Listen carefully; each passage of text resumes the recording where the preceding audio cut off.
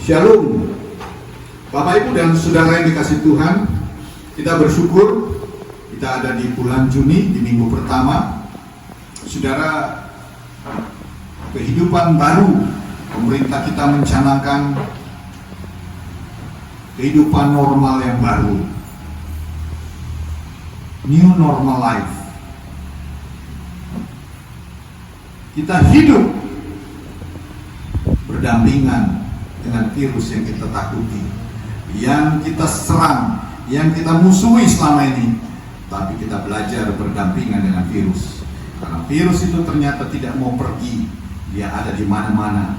Oleh karena itu, pemerintah kita mencanangkan kita tetap hidup, tapi hidup dengan cara yang baru, sehingga dikatakan new normal life. Kehidupan baru yang normal, kehidupannya biasa, tapi ada perubahan, ada pembaruan dari cara kita hidup. Yang pertama, kita harus hidup dengan 3C.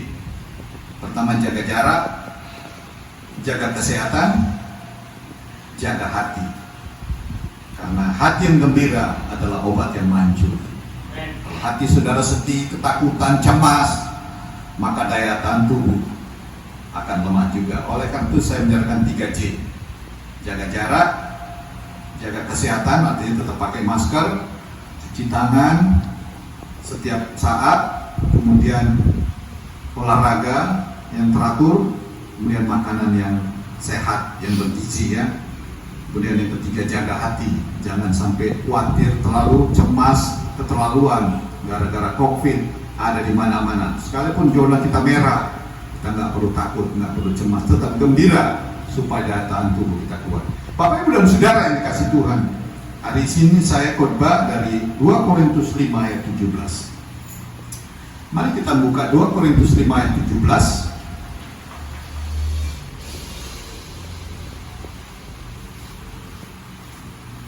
Kita sama-sama membaca 2 Korintus 5 ayat 17. Jadi siapa yang ada di dalam Kristus, ia adalah ciptaan baru. Yang lama sudah berlalu, sesungguhnya yang baru sudah datang. Jadi siapa yang ada di dalam Kristus, ia adalah ciptaan baru. Yang lama sudah berlalu, sesungguhnya yang baru sudah datang. Bapak Ibu dan Saudara yang dikasih Tuhan, judul khotbah saya adalah pembaharuan di dalam Kristus. Kalau kita sekarang hidup di era yang baru, dengan cara yang baru, maka di dalam Kristus kita akan mengalami pembaharuan. Saudara, Paulus berkata kepada jemaat di Korintus, melalui suratnya dia berkata, yang lama sudah berlalu. Hidup kita yang lama adalah hidup di dalam dosa, hidup dikuasai dosa, hidup bergelimangan dosa. Tapi ketika kita datang, kita menerima Kristus, percaya kepada Yesus Kristus Tuhan, maka kita akan diperbaharui, dijadikan baru. All things come new. Segala sesuatu datang yang baru.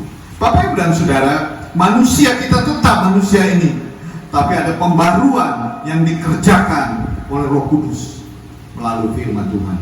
Bapak Ibu dan Saudara yang dikasih Tuhan, manusia memasuki era yang baru ketika Yesus datang ke dunia ini.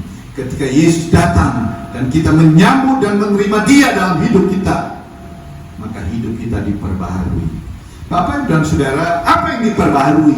Ada 3 hal yang diperbaharui, yang dikerjakan di dalam Yesus. Yang pertama, status kita menjadi orang yang dianugerahkan keselamatan. Status kita berubah. Tadinya kita orang berdosa yang akan dihukum, dimasukkan ke dalam hukuman kekal. Kalau kita mengakhiri hidup kita, atau kita akan menghadapi kiamat, kita akan mendapat hukuman selama-lamanya, yaitu api neraka yang kekal. Tapi ketika kita ada di dalam Yesus Kristus, kita diselamatkan. Bukan karena kerja keras, bukan karena amal ibadah kita, tapi semata-mata karena anugerah Tuhan, karena pekerjaan Roh Kudus dalam hidup orang-orang di dunia ini yang mau datang percaya pada Tuhan. Status kita menjadi baru, kita diselamatkan. Apa artinya diselamatkan? Kita dibebaskan, dilepaskan, dipindahkan dari hukuman. Yang pertama, kita perhatikan Yohanes 1 ayat 12 dikatakan, kita baca Yohanes 1 ayat 12.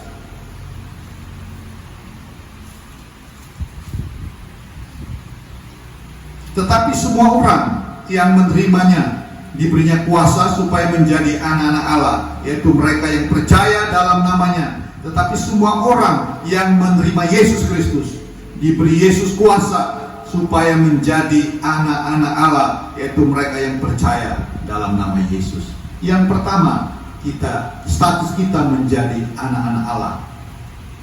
Saudara, nggak gampang menjadi anak Allah, dan nggak bisa sembarangan. Bukan karena uang. Untuk menjadi anak angkat gampang, anak adopsi, ya melalui surat di pengadilan, atau kita melalui transaksi yang disetujui oleh keluarga dan disahkan oleh pemerintah, kita bisa menjadi anak adopsi, dan itu sah secara hukum. Bahkan itu berlaku di seluruh dunia. Bahkan sering orang-orang di luar negeri sana mengadopsi orang-orang dari negara lain sebagai anak angkat mereka. Bapak Ibu dan Saudara, kita diangkat menjadi anak-anak Allah karena pekerjaan Yesus Kristus. Bapak Ibu dan Saudara, yang kedua dikatakan Yohanes 3:16, kita tidak binasa, tidak dihukum, karena begitu besar kasih Allah akan dunia ini sehingga Dia mengaruniakan Anak yang tunggal, barang siapa percaya kepadanya tidak binasa, melainkan beroleh hidup yang kekal. Status kita menjadi orang yang mendapat hidup yang kekal, hidup selama-lamanya. Yang ketiga, Yohanes 5:24 dikatakan kita dipindahkan dari hukuman kepada hidup yang kekal. Status kita dari orang hukuman menjadi orang yang merdeka, orang yang bebas. Bapak Ibu dan Saudara, selama ini kita sebenarnya sudah berada dalam hukuman kekal karena kita tidak percaya kepada Kristus Yesus. Jadi orang di luar Kristus Yesus adalah orang hukuman. Saya berpuluh tahun melayani penjara, mulai dari penjara Sukamulya, kemudian dipindahkan ke Tanjung Gusta tahun 90-an. Saya melayani terus di sana mulai dari pembukaan sampai tahun 99.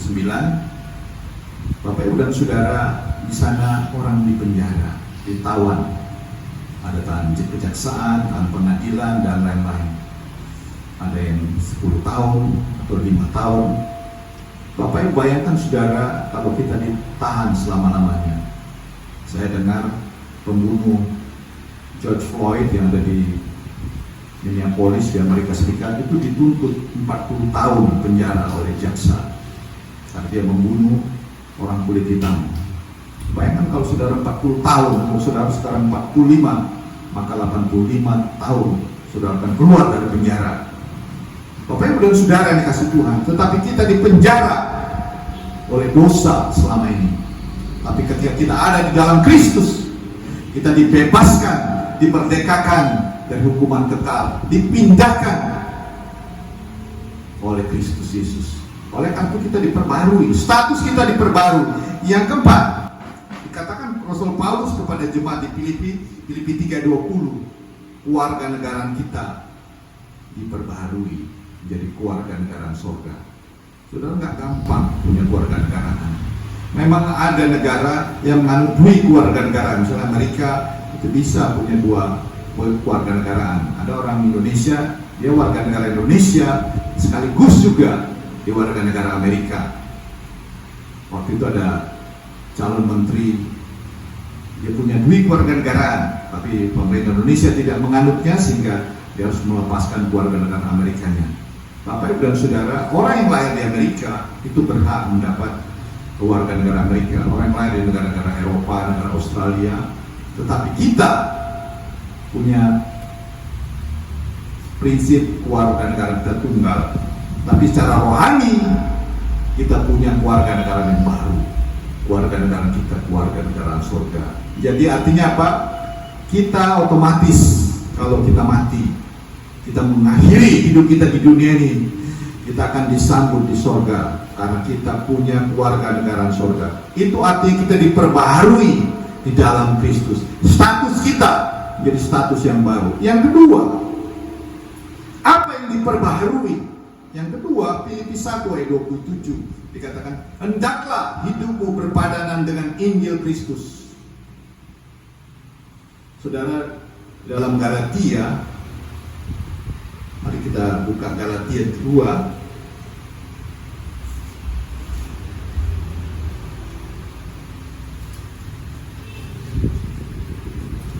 Galatia 2 ayat 20 dikatakan, mulai ayat 19, tetap sebab aku telah mati oleh hukum Taurat, untuk hukum Taurat, supaya aku hidup untuk Allah. Aku telah disalibkan dengan Kristus, namun aku hidup, tapi bukan lagi aku sendiri yang hidup, melainkan Kristus yang hidup di dalam aku. Dan hidupku yang kuhidupi sekarang di dalam daging adalah hidup oleh iman di dalam Anak Allah yang telah mengasihi aku dan menyerahkan dirinya untuk aku. Sikap kita, sikap yang baru. Bukan lagi kita yang hidup, melainkan Kristus yang hidup dalam kita. Apa yang akan kita kerjakan dalam sikap yang baru? Pertama, Galatia 6 ayat 2 dikatakan, bertolong-tolonganlah kamu menanggung bebanmu. Kita harus hidup bergotong royong. Kita harus siap bertolong, menolong satu dengan yang lain. Kalau ada saudara kita, tangga kita, keluarga kita, jemaat kita yang lemah, kita wajib menolong mereka. Kalau kita punya lebih, kita harus membagi kepada mereka. Bapak Ibu dan Saudara, yang kedua, dalam Ibrani 13 ayat 1 dikatakan, kita harus memelihara kasih persaudaraan. Saudara kita, diantara kita yang beriman, yang seiman, kita pelihara kasih persaudaraan. Jangan saling memusuhi. Kita harus bisa mengampuni, bisa menerima kelebihan dan kekurangan orang lain. Itu artinya mengasihi. Bahkan terutama saudara-saudara kita harus pelihara, kita harus menjaga. Walaupun kita sekarang berjauhan, kita menjaga jarak, kita nggak bisa keluar rumah, stay home, tetapi kita bisa berkomunikasi lewat media sosial, lewat Facebook, lewat WhatsApp, lewat Zoom, lewat apapun. Kita harus pelihara. Mungkin tanya kabar, apa kabar, mungkin berdoa dengan jarak jauh. Bapak Ibu dan Saudara, kita harus memelihara kasih persaudaraan. Yang ketiga, Yohanes 13 ayat 34 sampai 35, kita baca Yohanes 13.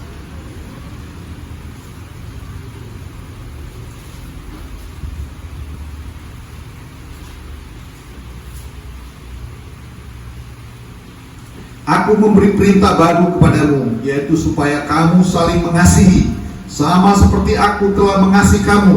Demikian pula kamu harus saling mengasihi.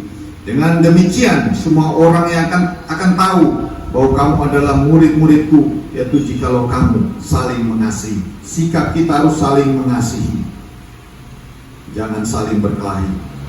Saudara, di Amerika itu terkenal dengan human rights, hak asasi yang sangat tinggi. Sejak Martin Luther King mendemonstrasikan anti rasis, maka Amerika, orang yang berkulit putih dan kulit hitam bisa berdampingan. Bahkan ada kesempatan juga orang kulit hitam menjadi presiden. Beberapa tahun yang lalu Barack Obama, orang yang keturunan kulit hitam, warga negara Amerika, dia berhak menjadi presiden. Tapi apa yang terjadi baru-baru ini, yang sekarang sedang berlangsung, terjadi rasis, ada kebencian, sehingga terjadi huru-hara besar di hampir seluruh negara bagian, negara New York, Washington, dan kota-kota besar di Amerika.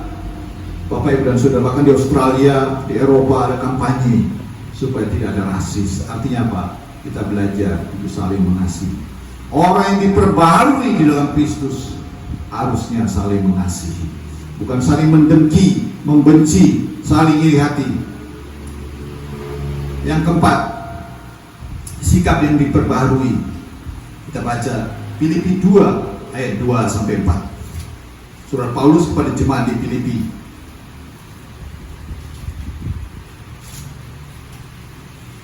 Filipi 2 ayat 2 sampai 4 saya baca.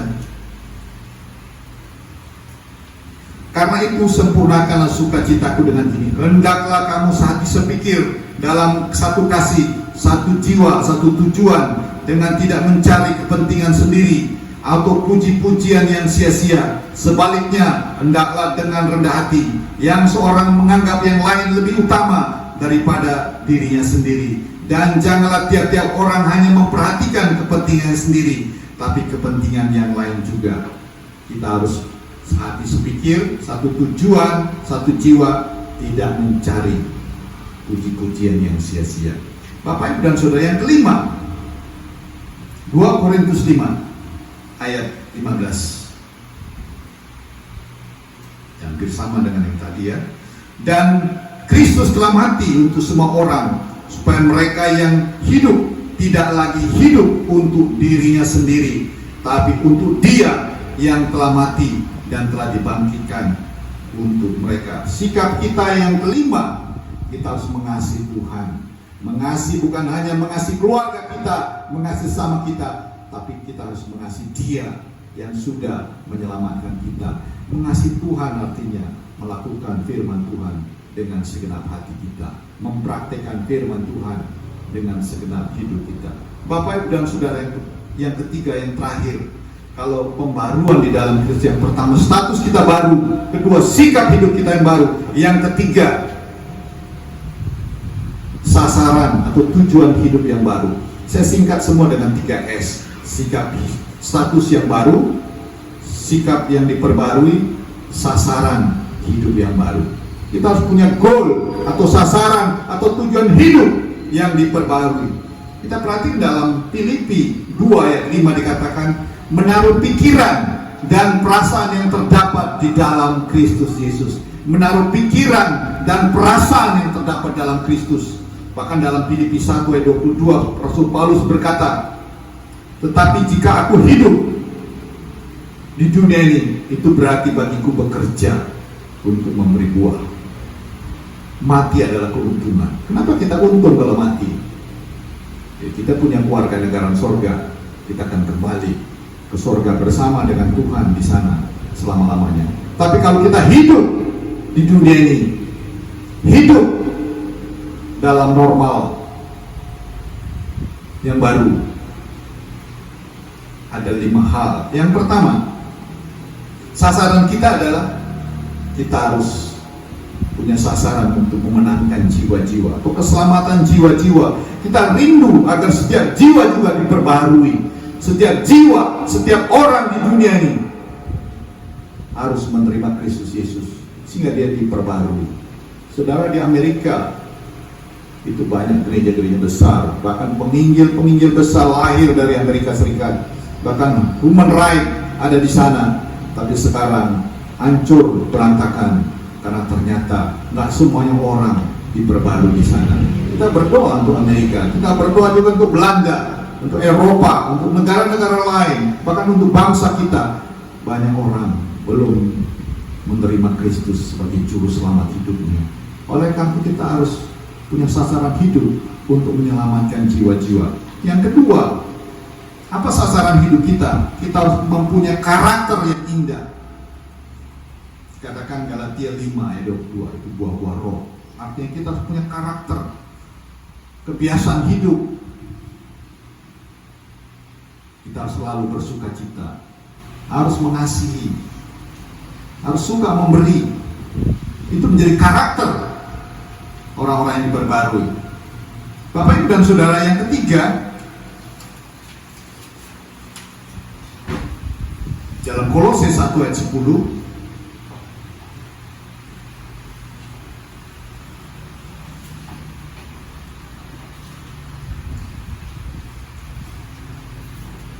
sehingga hiduplah yang di hadapannya, serta berkenan kepadanya di dalam segala hal, dan kamu memberi buah dalam segala pekerjaan yang baik dan bertumbuh dalam pengetahuan yang benar tentang Allah. Saudara, sasaran hidup kita harus punya karya terbaik sebelum kita dipanggil Tuhan. Orang-orang yang diperbarui hidupnya, dia punya karya yang terbaik. Apa karya terbaik yang akan saudara tinggalkan ketika Tuhan memanggil saudara? Mungkin pelayananmu yang luar biasa, mungkin doamu yang luar biasa, mungkin pekerjaanmu yang luar biasa. Kita harus punya karya terbaik dalam hidup kita. Mungkin bisnismu yang luar biasa, ketika kau pergi, bisnismu akan menjadi berkat bagi orang-orang yang akan melanjutkannya. Mungkin perusahaanmu juga, ketika kau tidak ada lagi, perusahaanmu akan jalan terus dan menjadi berkat. Mungkin gerejamu, ketika engkau tinggalkan, gereja akan terus bahkan bertambah maju. Saudara, yang keempat, apa sasaran hidup kita? Kita harus lewat mulut kita harus setia memuji Tuhan. Dikatakan Ibrani 13 ayat 5, kepujian kepada Allah lewat mulut bibir kita. Mari kita baca Ibrani 13 ayat 5. Janganlah kamu menjadi hamba uang, dan cukupkanlah dirimu dengan apa yang ada padamu, karena Allah telah berfirman, aku sekali-kali tidak akan membiarkan kamu, aku sekali-kali tidak akan meninggalkan kamu. Ayat 15 ya. Sebab itu marilah kita oleh Dia, oleh Yesus Kristus, senantiasa mempersembahkan korban syukur kepada Allah, yaitu ucapan bibir yang memuliakan namanya. Saudara, kita setelah kita diperbaharui lewat mulut kita harus jaga mulut. Ucapan kita jaga. Sekarang ada undang-undang namanya hate speech. Hate speech. Jadi kalau kita membenci orang dengan kata-kata kita, itu ada hukumannya. Oleh karena itu, biarlah kita selalu dengan kata-kata keluar pujian kepada Tuhan. Mungkin kita juga memuji karya orang yang lain yang layak kita puji. Bapak, Ibu, dan Saudara, memang mengkritik itu bagus, tujuannya untuk membangun. Tapi kalau terus mengkritik yang sudah bagus juga dikritik, itu namanya keterlaluan. Saudara, presiden kita, saya kira dia memberi hidupnya, hatinya, semua tenaganya untuk Indonesia. Karyanya luar biasa. Tapi ada aja orang yang benci dengan kata-kata hujatan. Saudara, kita sebagai orang yang diperbaharui, kita layak memberi apresiasi pada orang yang berprestasi yang ada di sekitar kita. Saudara, biarlah lewat mulut kita pujian kepada Tuhan mengalir. Yang terakhir, apa sasaran hidup kita ketika kita sudah diperbarui? Filipi 4 ayat 17. Dikatakan di sini, saya singkat aja. Tetapi yang utamakan bukanlah pemberian itu, melainkan buahnya yang semakin memperbesar keuntunganmu. Kekayaan yang dipersembahkan untuk pekerjaan Tuhan. Saudara yang dikasih Tuhan, ada orang tujuan hidupnya adalah kaya. Setelah kaya dia mau apa? Yesus berkata, hei, malam hari ini juga ku ambil nyawamu. Untuk apa kekayaan? Untuk apa lumbung-lumbung yang ada yang kau siapkan? Untuk siapa? Dasar orang bodoh, kata Tuhan Yesus. Tapi saudara yang dikasih Tuhan, dalam Injil Lukas kita memperhatikan ada seorang kaya, bahkan dia dikatakan sangat kaya, namanya Zakheus. Ketika dia berjumpa dengan Yesus, orang bersungut-sungut dengan dia, tapi dia komitmen. Dia berkata di depan Yesus, dia berdiri, setengah dari kekayaanku akan kuberikan kepada orang miskin. Setengah dari kekayaanku akan kuberikan kepada orang miskin. Dan kalau ada di antara orang yang kuperas, kuganti 4 kali lipat. Saudara, hidupnya diperbarui, kekayaannya dipersembahkan untuk pekerjaan Tuhan, untuk menolong sesama. Tuhan gak butuh kekayaanmu, tapi tandanya engkau sudah diperbarui. Persembahkanlah kekayaanmu untuk kemuliaan Tuhan. Bapak, Ibu, dan Saudara yang kasih Tuhan, pembaruan di dalam Kristus ada 3S. Yang pertama, status yang baru. Kedua, sikap hidup yang baru. Yang ketiga, sasaran hidup atau goal yang baru. Amin. Mari kita berdoa. Tuhan Yesus, terima kasih untuk firman. Kiranya Roh Kudus memateraikan firman-Mu dalam bahasa yang sederhana. Kami semua diberkati tanpa kecuali, dimanapun kami berada. Dalam nama Yesus Kristus. Amin. Saudara yang dikasih Tuhan, pulanglah dengan sejahtera. Pandanglah Yesus Kristus yang siap untuk memberkatimu. Angkat kedua tanganmu, arahkan hatimu kepada Tuhan. Terimalah berkat Tuhan. Kasih karunia dan damai sejahtera dari Tuhan Yesus Kristus, cinta kasih dari Allah Bapa pencipta langit dan bumi, kiranya memberkati engkau berlimpah-limpah.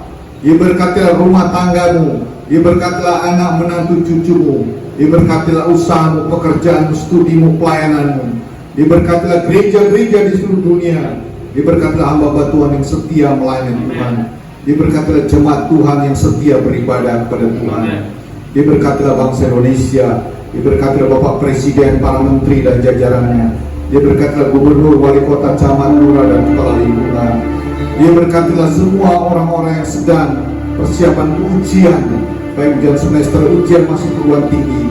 Diberkatilah orang-orang yang melayani di desa-desa, janda-janda, fakir miskin. Persekutuan, penghiburan, hikmat kuasa, dan damai sejahtera dari Allah Roh Kudus menyertai saudara sekalian hari ini sampai Maranatha, di dalam nama Yesus Kristus.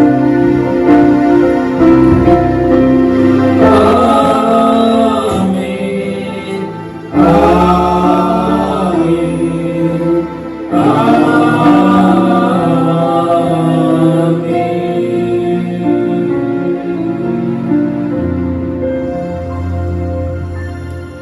Amin.